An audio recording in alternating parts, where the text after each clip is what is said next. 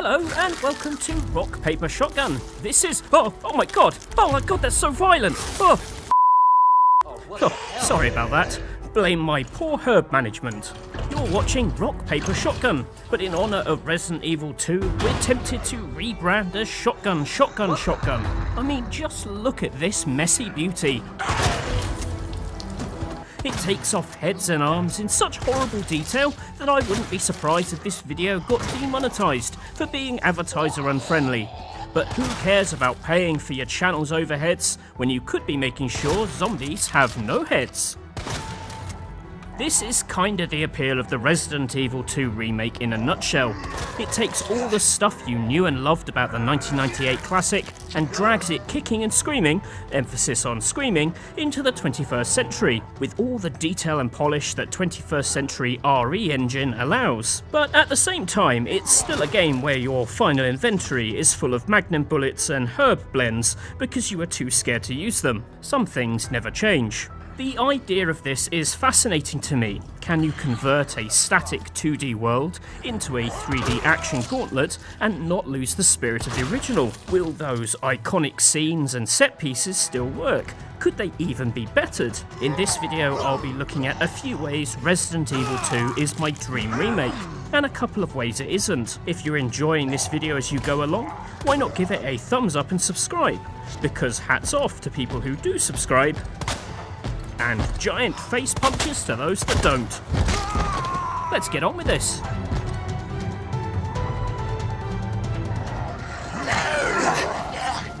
"20 years after its original appearance, we are back in Raccoon City, and once again everything has gone to hell. The streets are swarming with hungry zombies, and inside the local police station, the boys in blue won't protect and serve, unless they're serving your brains for dinner. Worst of all, this guy's crisps are stuck in the vending machine. Truly, this is the darkest timeline. I've wanted a 3D remake of Resident Evil 2 ever since Resident Evil 5's Lost in Nightmares DLC. That was set in a spooky old house with more than a passing resemblance to Resi 1's Spencer Mansion, and it showed how well an over-the-shoulder camera could embed you in a more claustrophobic setting. That's the biggest leap here, that sense of really being in these iconic locations, rather than observing them one step removed from fixed camera angles, which kind of always felt to me like playing a game through CCTV cameras. The obvious benefit is seeing all that close-up detail, which delivers a constant rush of nostalgia if you've played the original. Look, it's the cute welcome party for Leon Kennedy on his first day of the job. Hey, it's the not at all ominous morgue filled with dead bodies. Oh, it's the raddest jacket I've ever seen. Exploring this place is like visiting the set of your favourite TV show and just poking around at your own pace. As a piece of fan service, it's unrivaled. But it expands in some neat ways too. The directors have said in interviews that they wanted it to feel like a more logical place, meaning a few extra rooms and corridors to link it all up. It's a testament to the caretaking that I had to replay the original to see which bits had changed. It feels like the police station it should have been all along, well apart from the toilets, where an overflowing bowl hints at horrors beyond anything you'll see in the game. I bet it was Barry Burton. If Raccoon City has had the builders in, then Capcom also take their sledgehammers to the campaign. As in the original, you choose between Leon Kennedy, a rookie cop with wonderfully floppy hair, and Claire Redfield, who's looking for her brother Chris and wears a jacket that handily disguises all the blood. And once you finish their A campaign, you flip and play it from the perspective of the other character. These B campaigns remix it with tweaked puzzles, new weapons, and the true ending of the game. But in the remake, the A campaigns, that's the stories you'll play through first, feel like Capcom mashed together the key events of the original game's A and B campaigns. I'll avoid spoiler territory, but it boils down to a couple of extra boss fights and the appearance of the Tyrant in the main story. The Tyrant is an unstoppable tank who hunts our heroes through the police station and beyond. He's also an important reminder to never trust a dude in a fedora.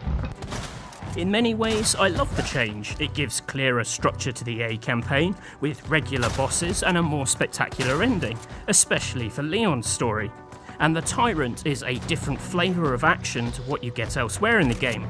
Having him turn up challenges you to prove your map mastery in a way that you never really had to in 1998's A campaigns. For the first time player, you're getting the best of Resident Evil 2 from the outset.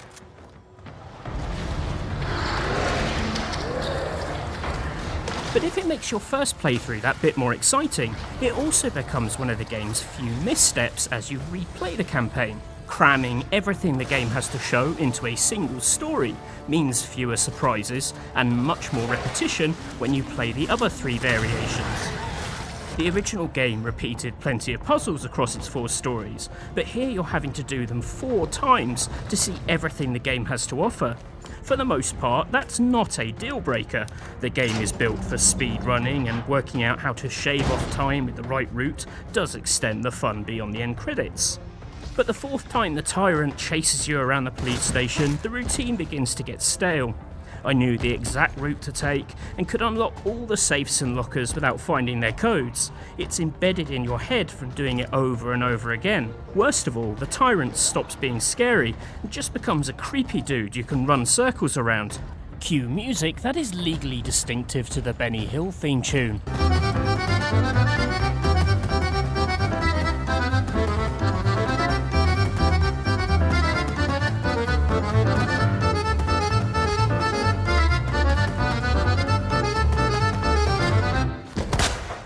It's also a shame that the game loses the original zapping system, which saw decisions in one timeline directly reflected in the other. If Leon picked up a certain item in A, for example, it wouldn't be there when Claire turned up in B. There was huge potential to evolve the system in the remake.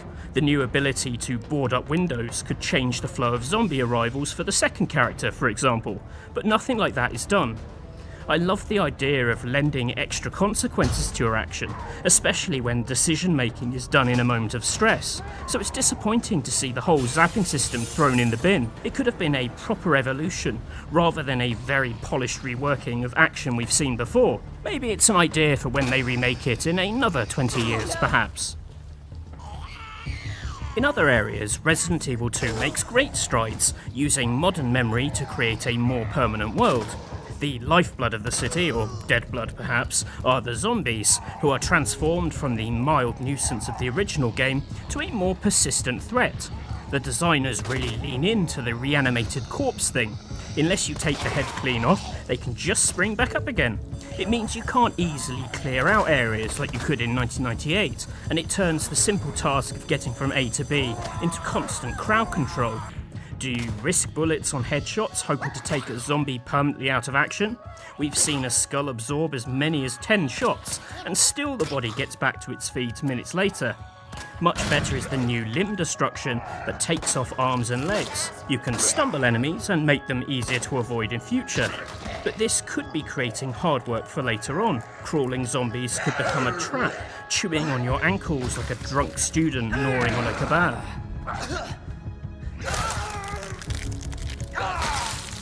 On a crude surface level, it all makes for much more entertaining fights, as panic shots leave arms hanging from a tendril of flesh.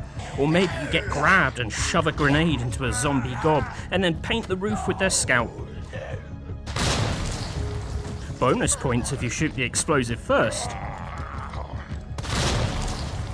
And when the fights are over, the area still throbs with the menace that they might get back up again. The rules on this seem deliberately vague, which I'd argue is a good thing in a horror game. You want to expect the unexpected.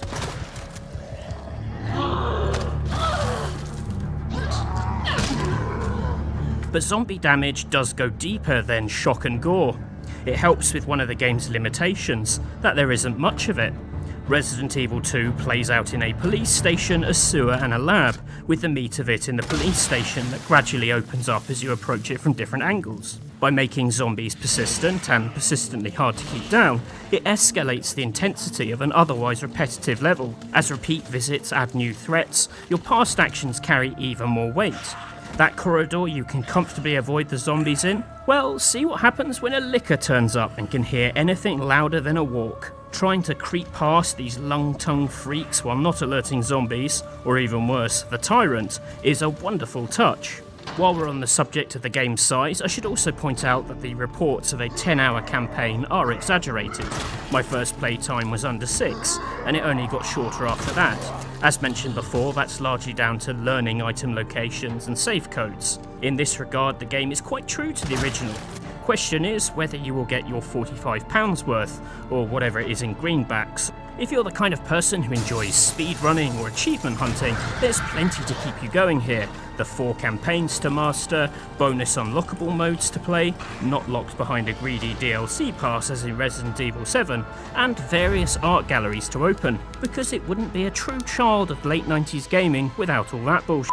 I'm not good enough for most of these challenges. There's no chance in hell I'm getting through the game without using an item box or saving, but the gauntlet has been thrown down. I'm currently playing the game on the hardest difficulty mode, however, as it forces you to collect ink ribbons to save the game, which adds a tension that's missing when you have endless saves.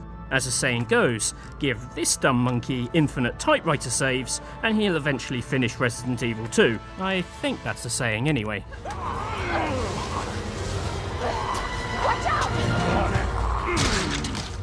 As much as Capcom keep the essence of the original intact, they've added to parts that felt a little weaker or unresolved the first time round. Again, it's tricky to talk changes without spoiling things, but a few characters are better explored. Marvin Branner gets more of a role this time, which is nice as in the original he was played by some kind of alien who'd only ever had a human voice described to him. What happened? About 2 months ago, there was this incident involving these zombie-like creatures. The biggest beneficiaries of Capcom's tweaking are the supporting playable characters, Ada in Leon's Tale and Sherry in Claire's. Both popped up in the original for some basic puzzling. While their new material isn't substantial, both get a set piece that develops character and changes up the pace. Sherry's is a stealth task I won't spoil here, and Ada has a weird X-ray gun that lets her blast electronics. If Leon had any sense, he'd steal it and use it to unlock all those damn weapon lockers. I'm sad that Ada doesn't join you as an AI helper for more of the game. I'm a big fan of letting her do all the shooting in the original, but her interlude serves as another change of pace in a campaign that shifts gear every 20 minutes or so. Speaking of Ada's sewer exploits, I'm also sad to see the giant spiders vanish from these sludge-filled pipes. They weren't brilliant designs or anything, they're spiders, but big. But I loved seeing them scuttle about on the camera lens. Of course, much of the fun of Resident Evil 2 Remake is seeing what did or didn't make the cut, and here your mileage may vary. Personally, I think the sewer and labs in the latter parts of the game are much improved. They're a bigger departure from the original than the police station, and make much better use of enemies that call them home. But again, I'll leave you to discover that. This is out of control. The one area where Capcom have stumbled on the remake is the handling of the outdoors. The opening struggle through the streets of Raccoon City is one of the most iconic scenes in video game history. After the slow build of Resi 1, here was a game that dropped you in the thick of it. Enemies everywhere, hardly any bullets to take them down. It was thrilling. The version in 2019 is sadly anything but. The opening is now shortened into a very quick dash down a car-filled street. If you are able to navigate the common Tesco's car park, you will be able to survive this street. If anything, it's easier than Tesco's, as you aren't carrying 8 bottles of Pepsi Max Cherry at the same time. No, you're the one with the Pepsi Max problem. Due to Capcom moving some parts of the story around, you don't get to properly explore the streets until later in Claire's story, and I was shocked at how ropey they looked. I get the team is trying to give the world correct proportions, but including a full basketball court with nothing interesting to find or fight is one of the more baffling decisions in the game. I mean, this doesn't look like any city on Earth, let alone the iconic streets we escaped through 20 years ago. It's a really strange and terrible artistic decision in a game that is otherwise so careful to keep the spirit of the original intact. It makes me wonder if it was such a bad thing that everyone turned into a zombie. I mean, at least they didn't have to look at this grim place. What the fuck? I don't want to end this on too much of a down note. The game is such a loving treatment of the source material that the odd stumbles just stand out a little bit more. There's so much craft here to celebrate. Like if you blast off a zombie's head when it's running, the body just keeps coming at you, forcing you to hug its bleeding stump. Or the neat little revolver Claire gets on her second playthrough, complete with a gunslinger slouch as she unloads quick shots like a less grizzled Clint Eastwood. Or the delightful spark shot, which fills enemies with so much electricity that they basically pop. Easily the most vindictive taser since the mighty siphon filter. Or the way that in-game documents poke fun at some of the more ridiculous habits, like why the sewer system is controlled with chess pieces. You see, for all the ways it makes Resident Evil 2 more sophisticated, the remake never forgets what is most important. That this is a very silly game, and I really wouldn't have that any other way. I hope you've enjoyed this look at Resident Evil 2. It was quite hard to make without spoiling some of the new stuff. I know people are rightly sensitive about that. If there's anything in the review you'd like me to explain in more detail, or any questions you have, just pop them in the comments. And if you enjoyed this review, I'd love it if you'd subscribe to Rock Paper Shotgun. We cover everything from this head-exploding mess to the weird and wonderful indie games that turn up in our inbox. Hopefully we'll see you around these parts soon. Bye for now.